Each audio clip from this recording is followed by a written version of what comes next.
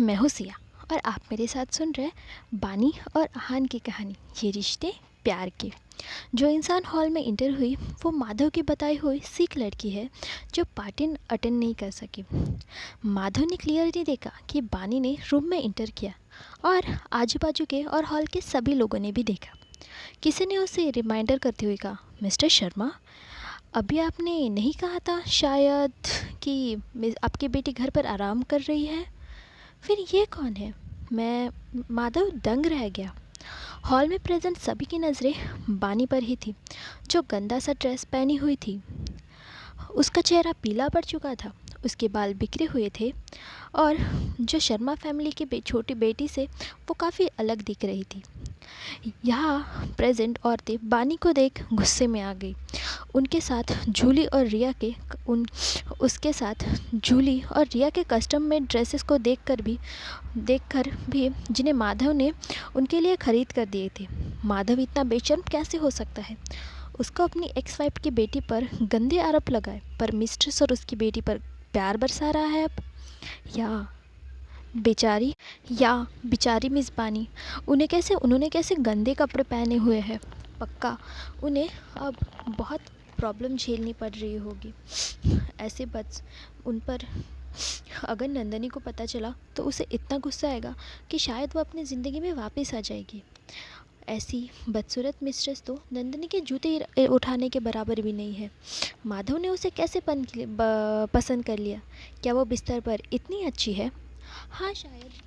मुझे याद है, पुराने ज़माने में एक राजा था जो अपनी यंग और सुंदर बीवी को पसंद नहीं करता था, पर वो एक वेट नर्स के साथ सो गया। माधव भी उस राजा की तरह ही बिस्तर पर बीमार सिक होगा। ये अमीर औरतें मिस्ट्रेस से सबसे ज़्यादा नफरत करती है। कौन कौन गारंटी देता कि उनके हस्बैंड भी उनके साथ लॉयल रहेंगे? क्या पता माधव के जैसे उनके भी वैसे मिस्ट्रेस होंगे या फिर वो रखने लगेंगे।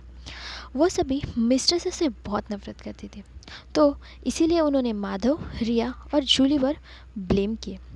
जूली हमेशा खुद को सुंदर और यंग समझती थी, पर अब पर ये नोबल लेडीज़ जब उसे ओल्ड कह रहे थे, उन्होंने माधव को और उसे राजा और वेट नर्स के साथ कंपेयर किया था।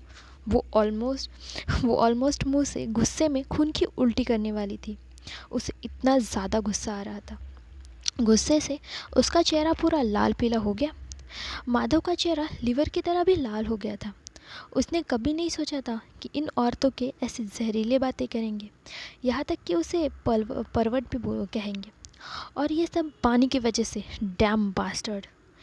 अगर यहाँ इतने सारे लोग नहीं होते तो वो उसे अच्छे से समझाता, पर अब उसे पता था कि वो ऐसे कुछ नहीं कर सकता। ना वो बानी को सबक सिखा सकता है। उसके साथ इस मैस से बाहर निकलने का अब उसे एक रास्ता ढूंढना ही होगा, जिससे वो अपनी इमेज बचा सके। माधव भी दिल्ली का जाना माना इंसान था, इसीलिए उसे खुद की रेपुटेशन बचानी ही होगी। उसने इमिजिएटली उसे इसको कन्विंस करने के बारे में सोचा कि सारे लोगों का उसके लिए बना हुआ जो है वो चेंज हो जाए। बानी, तुम यहाँ क्या कर रही हो बेटा? डैड, आप मुझसे ये पूछ रहे हो? बानी ने आंसुओं से भरी आंखों से कहा। ऑफ कोर्स नॉट मेरी बच्ची। क्या ये सही है कि मेरे और तुम्हारे बीच इतनी मिसअंडरस्टैंडिंग बड़ी हो गई है? इतनी छोटी सी बात थी लेकिन तुमने इतना बड़ा बना दिया। जूली आंटी और मेरे बीच कुछ नहीं है, वो बस मेरी क्लासमेट है। वो दिल्ली डॉक्टर से मिलने आई है। होस्ट होने की वजह से मैंने कुछ दिनों के लिए उन्हें हमारे साथ रुकने के लिए कहा है। जब उनका काम ख़त्म हो जाएगा वो यहाँ से चली जाएगी। रियली? पर अभी अभी हर्ष ने मुझे रोका और बताया कि वो मेरे घर पर आपसे शादी करने के लिए आई है। उसने ये भी कहा है कि आप अपनी रिलेशनशिप पब्लिक करेंगे।